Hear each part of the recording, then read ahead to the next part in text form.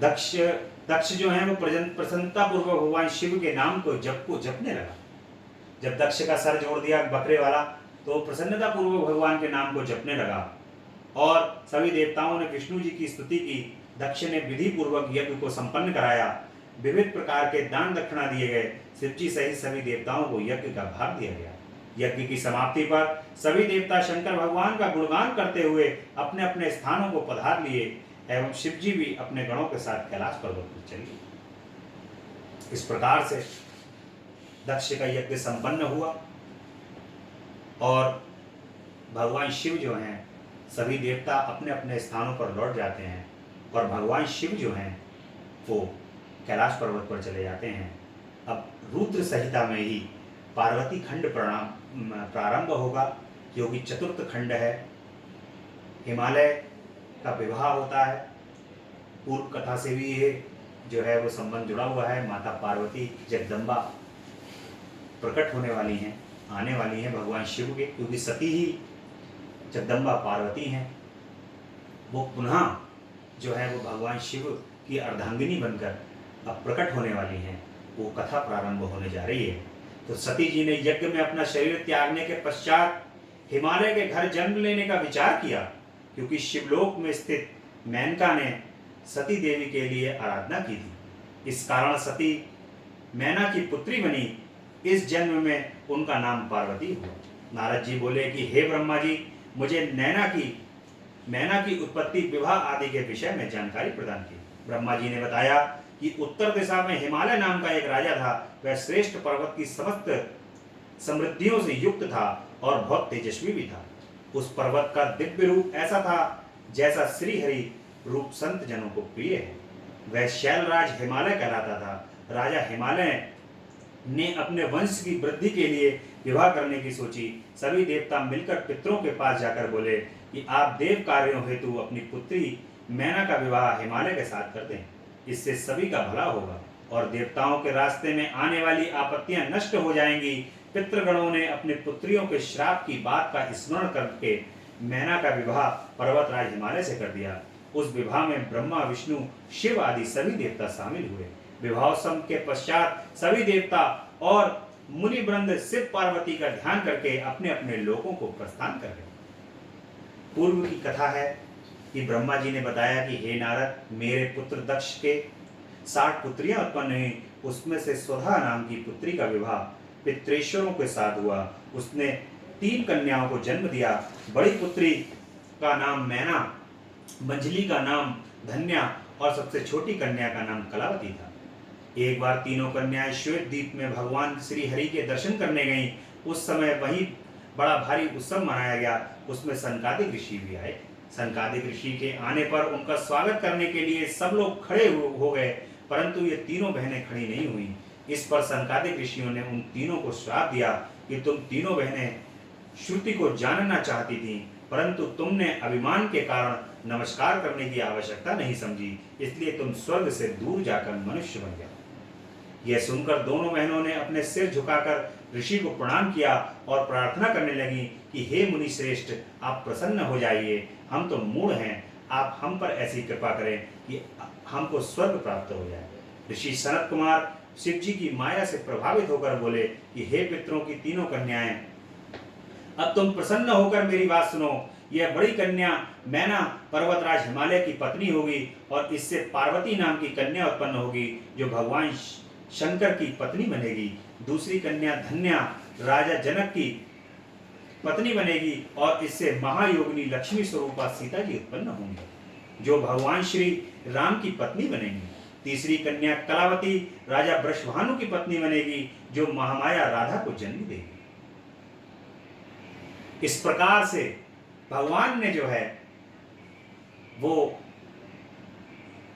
यहाँ पर सनकादिक ऋषियों भगवान की आज तक इस संसार के अंदर भगवान के भक्तों के कारण ही भगवान इस पृथ्वी पर आए हैं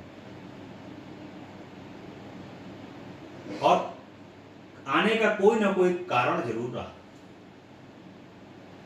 चाहे वो श्राप कारण हो। श्राप जो होता है ऋषियों का श्राप हो गया, भक्तों का श्राप हो गया, ये श्राप जो होता है वो कल्याण भी करता है। यदि सनकादिक ऋषियों ने ये श्राप नहीं दिया होता तो हमें माता पार्वती, जानकी जी और राधा रानी के दर्शन नहीं होते। ये उन्हीं श्राप के कारण ही हमें जगदम्बा पार्वती, जगदम्बा जानकी माता और जगदम्बा राधा रानी के दर्शन हुए।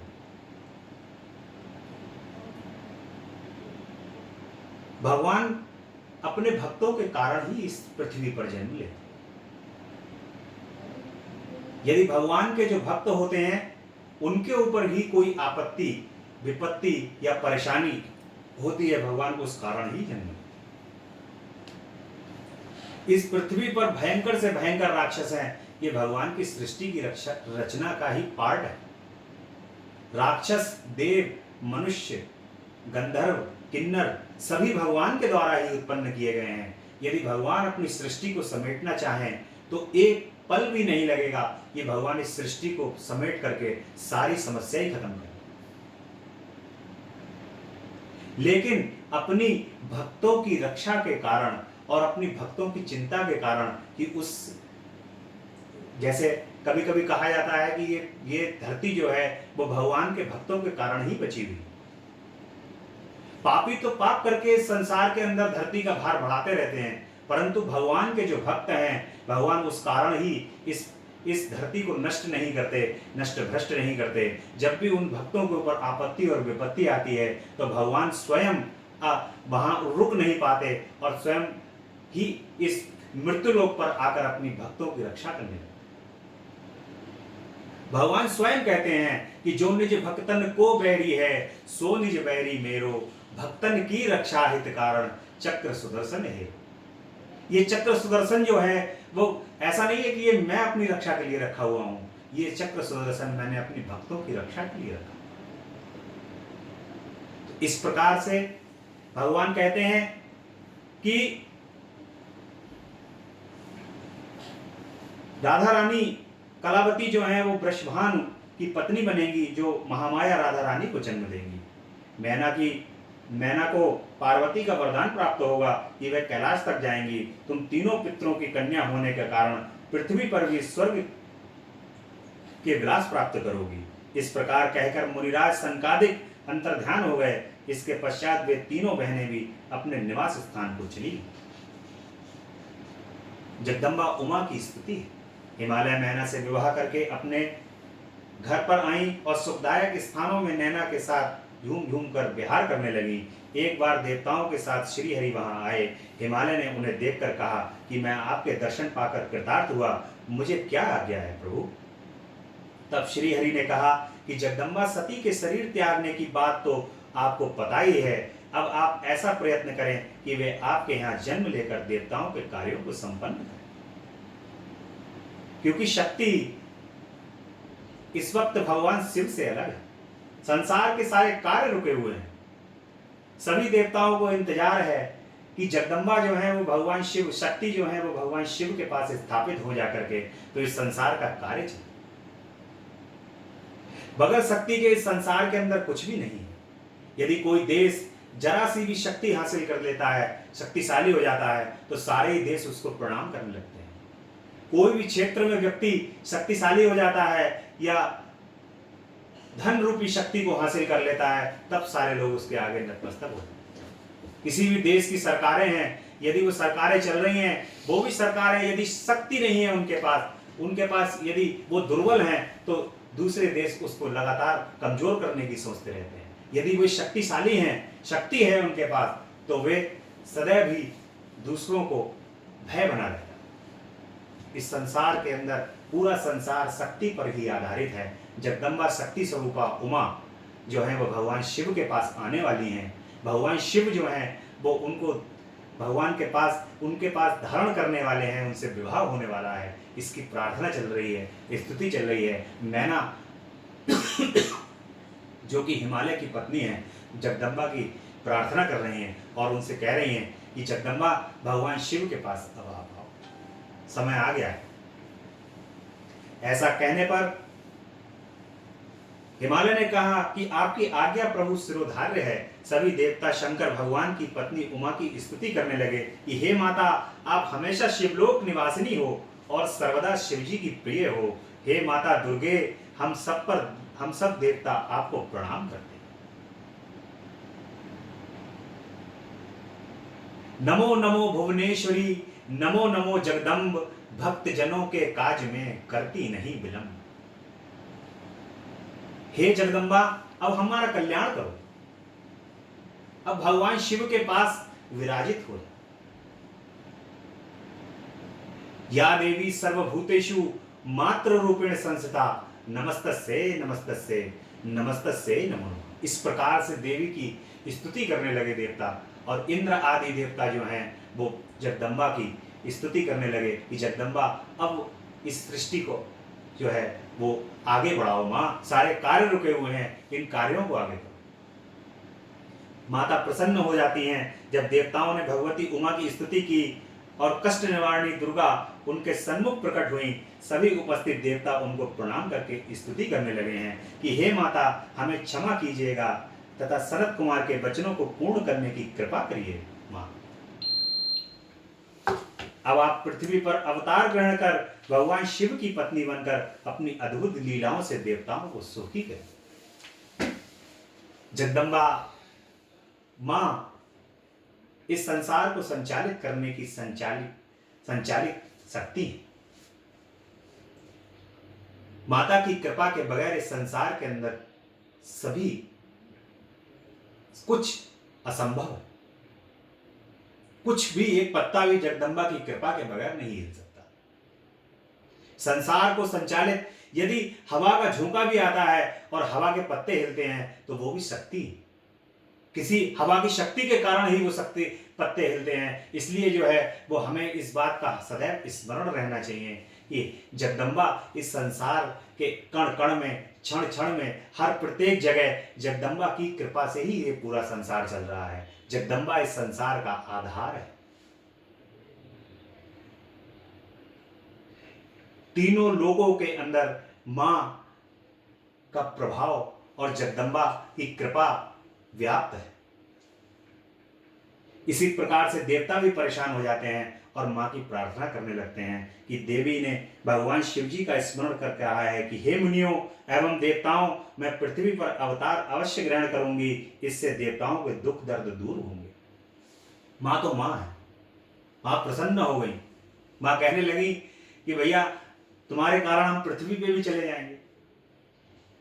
पृथ्वी पे जाकर के जन्म लेकर के, और वहां पर जो भी चीजें हैं उनका कष्ट अगर मिलेगा तो कष्ट भी सहन करेंगे तुम्हारे कारण। किसके कारण? भक्तों के कारण।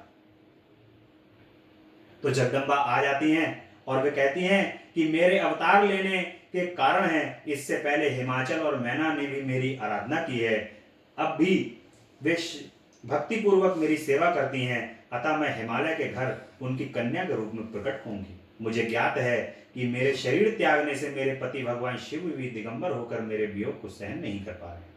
वे निरंतर जागते रहते हैं, इससे वे दुर्बल हो रहे हैं, मेरा पाणी ग्रहण करना चाहते हैं। इसलिए मैं शीघ्र ही अवतार लेकर तुम्हारे कार्य सिद्धि संपन्न करूंगी।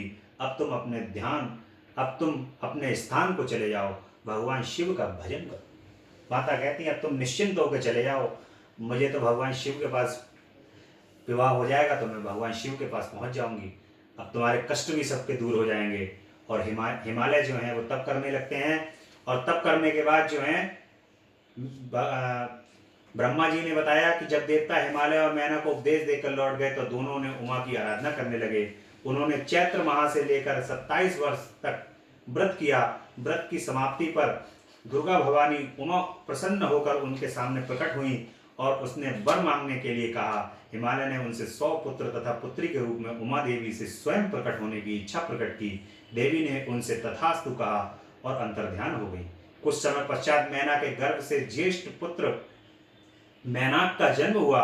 वह इंद्र के द्वारा पर्वतों पर काटने पर समुद्र में छिप गया और समुद्र से मित्रता कर ली। हिमालय तथा मैना दोनों ही देवी उमा और भगवान शिव के ध्यान में लगे रहते थे। उत्तम समय पर मैना रानी के गर्भ धारण किया और समय आने पर माता सती प्रकट हुई, जगदम्बा उमा प्रकट हुई। उमा भी कन्या के रूप में प्रकट होकर संसारिक जीव की तरह रुदन करने लगी। कन्या के रुदन को सुनकर सब प्रफुल्लित हो गए। उनका नामकरण संस्कार हुआ तथा इस प्रकार अनेक प्रकार के दान आदि वितरित किए गए। देवी जगदम्बा भी नाना प्रकार की क्रीड़ाएं करने लगी और युक्ति बन गई। एक दिन भगवान शिव की प्रेरणा से हिमालय के घर आए। हिमालय ने आदर सत्कार किया और कन्या के भविष्य के विषय में पूछा।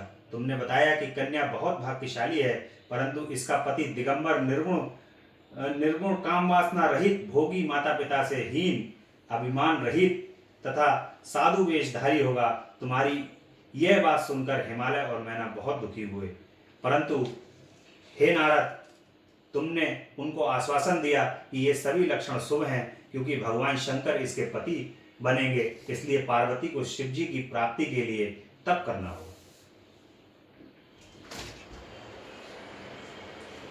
जगदम्बा पार्वती का स्वप्न आता है। एक बार मैना ने अपने पति हिमालय से कहा कि पार्वती अब बड़ी हो गई हैं तथा इनके लिए वर की तलाश कीजिए। हिमालय ने मैना से कहा कि नारद जी की बात कभी झूठ नहीं हो सकती। पार्वती ने शिव जी की तपस्या करने को कहा है। ये सुन मैना की आंखों से आंसू आ गए। वे पार्वती की कोमलता को देखकर बहुत दुखी हुई। पार्वती जी बोली कि हे माता, मैंने आज प्रातःकाल ब्रह्म मुहूर्त में एक स्वप्न देखा है। मुझे एक तपस्वी व्यक्ति ने कहा है कि हे भाग्यवान, शिव की प्राप्ति के लिए तुम जप करो। यह सुनकर मैना ने यह सारी बात हिमालय को सुनाई। शिव हिमालय का संवाद होता है भगवान शंकर का। ब्रह्मा जी ने नारद को बताया कि कुछ समय के पश्चात भगवान शिव जी नंदीश्वर आदि गणों के साथ हिमालय के उस प्रदेश में पधारे जहां पतित पावनी गंगा जी ब्रह्मलोक से नीचे गिर रही है। वह स्थान देखकर शिव जी उसे तप के योग्य समझकर आत्मचिंतन करने लगे। शिव जी के आगमन का समाचार सुनकर हिमालय उनके दर्शन करने गए। उन्होंने शंकर जी को प्रणाम कर उनका विधिवत पूजन किया। भगवान शंकर ने हिमालय से कहा कि मैं यहाँ तप करने के विचार से आया हूँ। आप ऐसी व्यवस्था कर दें कि मेरे तपस्या में कोई विघ्न न पड़े। हिमालय ने कहा कि प्रभु, आप यहाँ तपस्या कर सकते हैं, आपकी तपस्या में कोई विघ्न नहीं पड़ेगा। ऐसा कहकर उन्होंने सभी प्रकार की व्यवस्था की। कुछ दिनों के बाद फल फूल लेकर पार्वती जी के साथ हिमालय भगवान शिव के पास पहुंचे। वहीं पहुंचकर हिमालय ने भगवान शिव को प्रणाम किया। हे भगवान, ये मेरी कन्या पार्वती हैं, इसे मैं आपकी सेवा में लाया हूँ, कृपया इसे आप अपनी दासी समझकर स्वीकार करें। हिमालय की बात सुनकर भगवान शिव बोले, नेत्र खोले और सर्वांग सुंदर उमा को देखकर हिमालय से बोले कि हे राजन, ये कन्या चंद्रमा के समान सुंदर और रूपवती हैं। इस कारण मैं क्योंकि इनसे तपस्वियों की तपस्या भंग हो सकती है। यह सुनकर हिमालय व्याकुल और चिंतातुर हो गए। भगवान शिव ने कहा कि माता को जो है पता तो था उनको कि ये जगदम्बा है, आना है, लेकिन उनकी लीला है, भगवान की लीला है। भगवान को सब पता होता है कि क्या इस संसार के अंदर कैसे लीला करनी है, मनुष्य कैसे चक्कर में पड़ सकता है। वो कभी भी अपना ज्ञात नहीं होने देते हैं। प्रभु ये कभी ज्ञात नहीं होने देते हैं कि वो भगवान है। भगवान शिव का और पार्वती जी का संवाद होता है। भगवान शंकर की बात सुनकर पार्वती जी बोली कि हे योगीराज, आपने पिताजी से जो बात कही है उसका उत्तर मैं देती। आपने जो तप करने का निश्चय किया है वह क्या शक्ति युक्त नहीं है? यही शक्ति सभी कर्मों की प्रकृति बताई गई है। इसी से इस चराचर संसार का पालन, संहार और रचना होती है। जो बात अभी पिछले उसमें मैं बता रहा था, वही बात जगदम्बा कह रही है। आप इस पर विचार करें कि यह प्रकृति क्या है और आप कौन हैं। यदि प्रकृति ना हो तो शरीर तथा स्वरूप किस प्रकार शक्ति का पूजन ध्यान करे तो जगत का कार्य चलता रहे। यह सुनकर भगवान शंकर ने कहा कि हे पार्वती जी, मैं तप के द्वारा प्रकृति का नाश कर चुका हूँ, अब मैं तत्व रूप में स्थित हूँ। यह सुनकर पार्वती जी हंसकर बोली कि हे योगीराज, आप कैसी बातें कर रहे हैं, थोड़ा सोच कर बताइए। यदि आपने प्रकृति का नाश कर दिया तो आप किस प्रकार विद्यमान हैं? संसार के सभी कार्य कैसे हो रहे हैं? क्या आप प्रकृति के तत्व को नहीं पहचान रहे हैं? आप पुरुष हैं और मैं प्रकृति हूँ। आप मेरी कृपा पर ही सगुण होकर निष्ठाबद्ध हों, नहीं तो आप किसी भी कार्य को करने में समर्थ नहीं हो सकते। यह भगवान की लीला जो है वो आ रही है। जगदम्बा उनसे कह रही हैं कि जो देवी भागवत के अंदर भी बड़ा अच्छा प्रसंग है, उस प्रसंग को यहाँ पर जो है वो अभी सुनाऊंगा तो बहुत टाइम लगेगा, लेकिन देवी भागवत के अंदर माँ की महिमा को बताया गया है। ऐसे ही माँ जो है वो भगवान शिव से कह रही हैं कि आप जो है वो ये ना सोचें, इस जब तक शक्ति नहीं होगी तब तक ये संसार जो है वो संचलित नहीं होगा। किसी भी कीमत पर इस संसार के अंदर जो है वो बगैर शक्ति के संसार संचलित नहीं हो सकता। तो इसलिए कहते हैं कि हे प्रभु भूत भावन भोलेनाथ, आप जो हैं वो ये ना समझें कि ये संसार जो है वो बगैर शक्ति के चलता है। उस दिन से पार्वती जी प्रतिदिन भगवान शिव के दर्शन करने को आने लगी। यह षोडशोपचार पूजन करके प्रतिदिन चरणामृत लेने लगी। इधर तारकासुर के डर से पीड़ित हुए मुनि तथा इंद्रादि आदि देवता ब्रह्मा जी से बोले, कोई ऐसा उपाय करो जिससे शिव जी पार्वती जी को ग्रहण कर लें और हमारा कार्य सिद्ध हो जाए। इस कार्य के लिए देवताओं ने, परंतु शिव जी पर इसका कोई, कामदेव को भेजा, उनसे उनके ऊपर कोई प्रभाव नहीं हुआ, उल्टे शिव जी ने उन्हें भस्म कर दिया। नारद जी ने ब्रह्मा जी से कहा, यह तारकासुर कौन था? उसने देवताओं को क्यों पीड़ित कर रखा था? शिव जी ने काम को क्यों भस्म किया? ब्रह्मा जी ने बताया कि हे नारद, मारीच के पुत्र जो कश्यप हुए हैं उन्हें दक्ष की कन्या दिति ब्याही थी।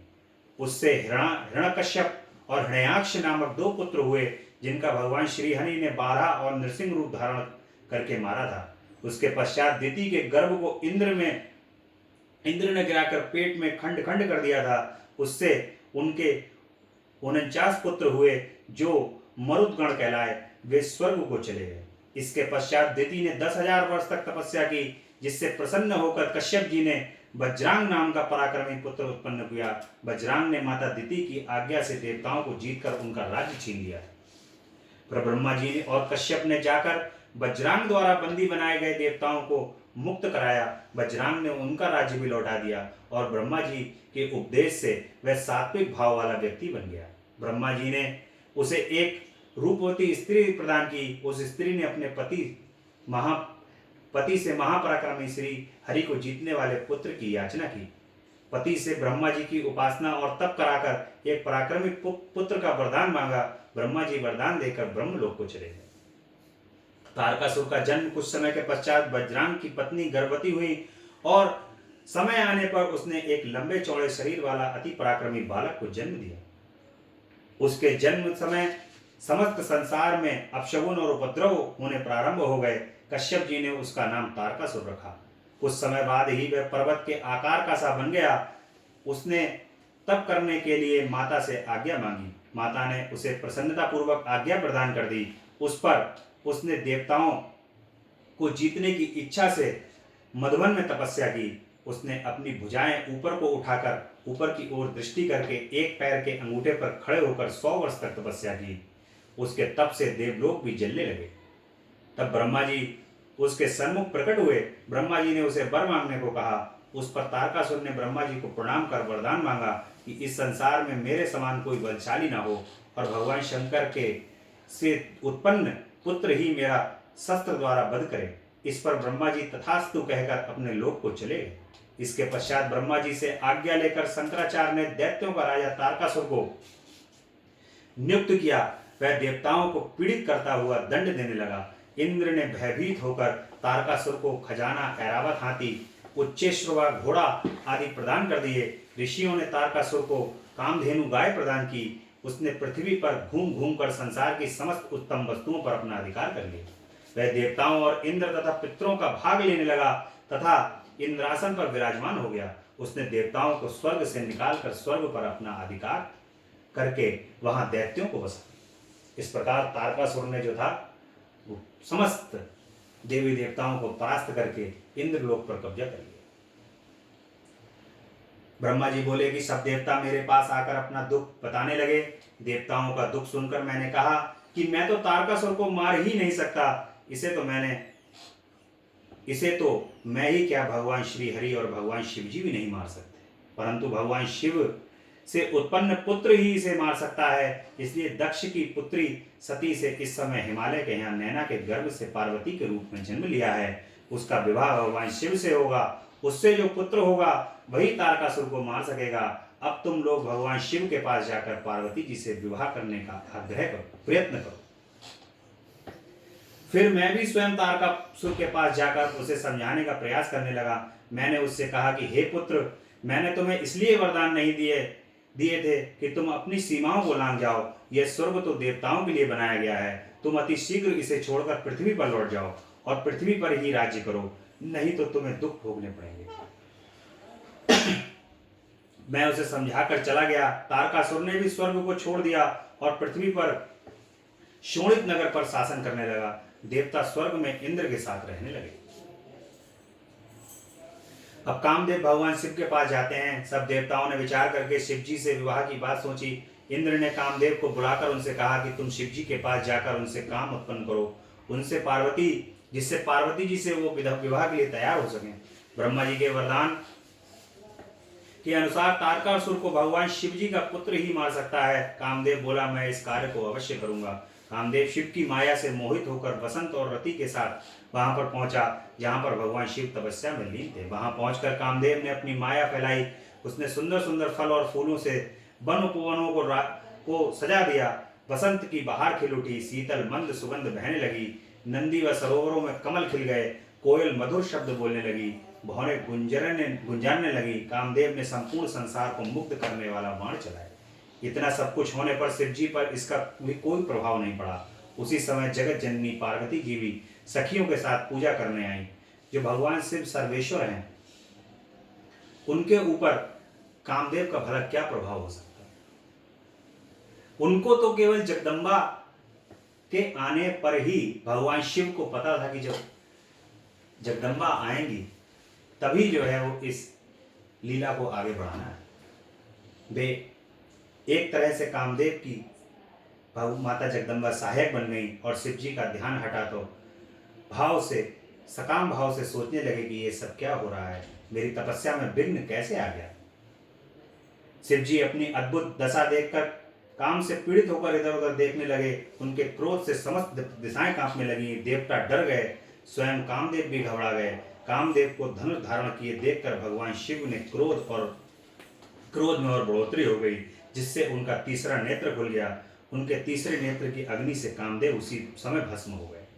जैसे कोई फल वृक्ष से गिर जाता है, समाप्त हो जाता है, ऐसे ही कामदेव भी भस्म हो गए। यह देखकर पार्वती जी अपने घर चली गईं। कामदेव के भस्म हो जाने पर उनकी पत्नी रति विलाप करने लगी। उनके करुणापूर्ण विलाप को देखकर समस्त चराचर जीव भी दुखी हो गए। समस्त देवता रति को समझाने लगे तथा शिव जी को प्रणाम करके उनकी स्तुति करने लगे। शिव जी ने देवताओं से कहा कि अब तो रति का पति भगवान श्री कृष्ण का पुत्र बनकर रुक्मणी के गर्भ से उत्पन्न होगा। उसका नाम प्रद्युम्न होगा। संबर नाम का दानव उसे चुराकर समुद्र में फेंक देगा। यह रति शंबर के नगर में निवास करेगी और इसे इसका पति मिल जाएगा। देवता बोले कि हे प्रभु, कामदेव को तो हमने भेजा था, वह देव कार्य के लिए आया था।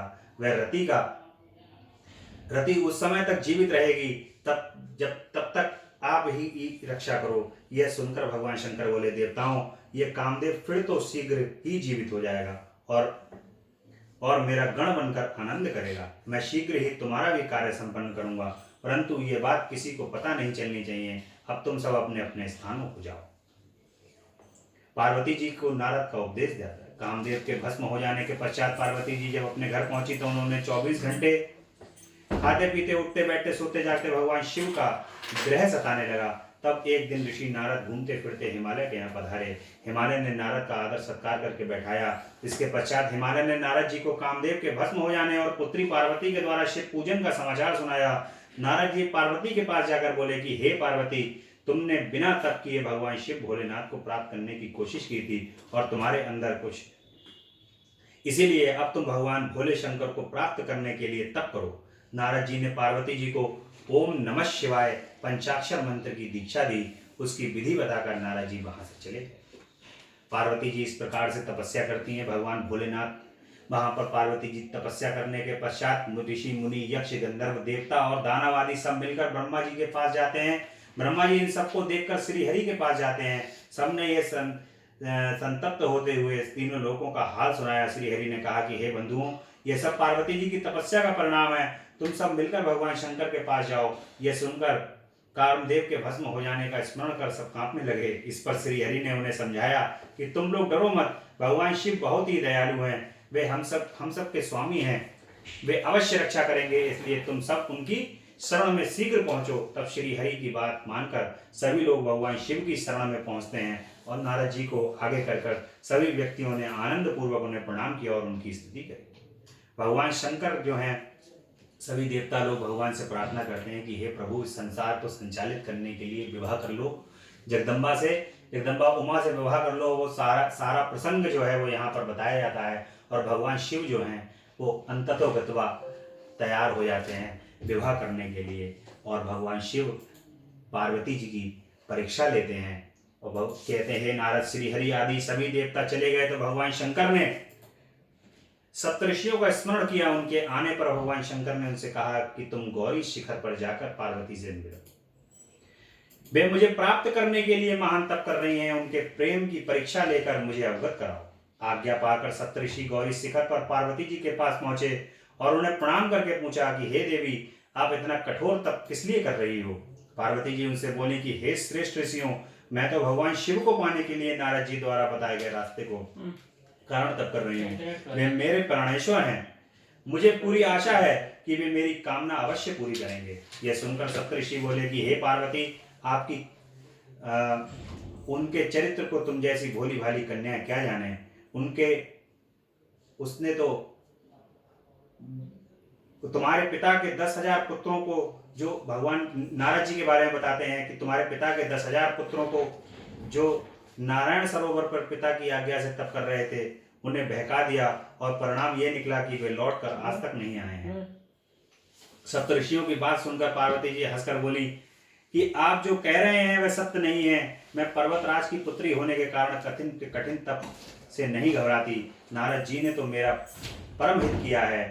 प्रत्येक प्राणी शिव जी को प्राप्त नहीं कर सकता। मैं भगवान शंकर के परम तत्व को समझ गई हूँ। हे ऋषियों, यदि आप शिव जी से मेरा विवाह न हुआ तो कोई चिंता की बात नहीं है, मैं कुंवारी रहकर ही उनका भजन पूजन करती रहूंगी। संसार के सभी जन अपना धर्म त्याग दें। सूर्य पूर्व के बजाय पश्चिम से उदय होने लगे, परंतु मेरी प्रतिज्ञा अटल है और अटल ही रहेगी।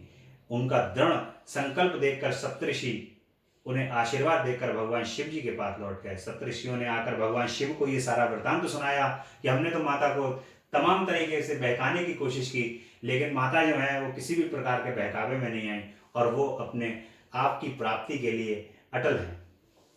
तो इस प्रकार से भगवान शिव और माता पार्वती का संवाद होता है बाद में। इसके पश्चात ब्राह्मण के रूप में आए शिव जी ने पार्वती बोली कि हे ब्राह्मण देवता, मैं कर्म और वाणी से भगवान शंकर की पत्नी बनना चाहती हूँ। मुझे पता है कि यह काम अत्यंत मुश्किल है, फिर भी मेरी ये कामना है कि मैं उनकी पत्नी बनूं। इस पर ब्राह्मण वेशधारी भगवान शिव बोले कि हे देवी, तुम गलती कर रही हो। मैं अपने गुरु की कृपा से शिव जी को अच्छी तरीके से जानता हूँ। वे हमेशा नग्न अवस्था में रहते हैं, भस्म लगाए रहते हैं और नंदी नामक बूढ़े बैल की सवारी करते हैं। इससे पहले अनेक साथ उनका विवाह उनके साथ सती को भी सुख प्राप्त नहीं हो सका था। तुम तो इस संसार में परम सुंदरी हो, इसलिए तुम शिव को छोड़कर विष्णु, इंद्र आदि अन्य देवताओं में से किसी एक को पति बना लो। शिव जी में पति बनने का कोई भी गुण उपस्थित नहीं है। यह सुनकर पार्वती जी को ब्राह्मण देवता पर क्रोध आ गया। वे बोली, इसी प्रकार की निंदा करके यहाँ से सप्तऋषि भी चले गए। तुम उन्हें नहीं जानते हो, क्योंकि ब्रह्मा विष्णु सभी जो हैं वो उन्हीं के छत्र छाया का सुख भोग रहे हैं। शिव जी तो परम पिता हैं, उनकी आयु का कोई अनुमान नहीं लगा सकता। सर्व समर्थ हैं, शिव जी की निंदा करने वाले को कहीं भी स्थान नहीं मिल सकता। 8 प्रकार की सिद्धियां उनके चरणों में सिर झुकाती हैं। अब आप मेरे सन्मुख शिव जी की निंदा मत कीजिए। हे जगदम्बा जो है वो इस प्रकार से भगवान शिव का और जगदम्बा का यहाँ पर संवाद चलता है। भगवान शिव से लगातार वो उनकी परीक्षा में, जगदम्बा जो है उनकी परीक्षा में पास हो जाती हैं और भगवान शिव कहते हैं कि माता कहती हैं, हे प्राणनाथ, आपने मुझे क्यों भुला दिया है? आप मुझे पत्नी के रूप में स्वीकार करने की कृपा करें। यह सब वृतांत घर जाकर अपने पिता से मैं बता देती हूँ कि मेरे पिता ने मुझे पत्नी रूप में मेरे पिता से मुझे पत्नी रूप में मांग लें प्रभु। माता का भगवान शिव के साथ यहाँ पर संवाद हो जाता है।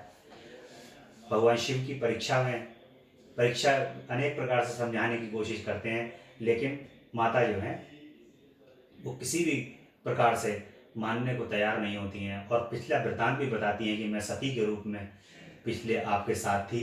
और प्रभु तो भगवान शिव जो हैं वो यहाँ पर मान जाते हैं, पार्वती जी से मान जाते हैं। अब कल की कथा के अंदर भगवान शिव की माया का वर्णन किया जाएगा। कल की प्रसंग में भगवान शिव की माया का वर्णन होगा।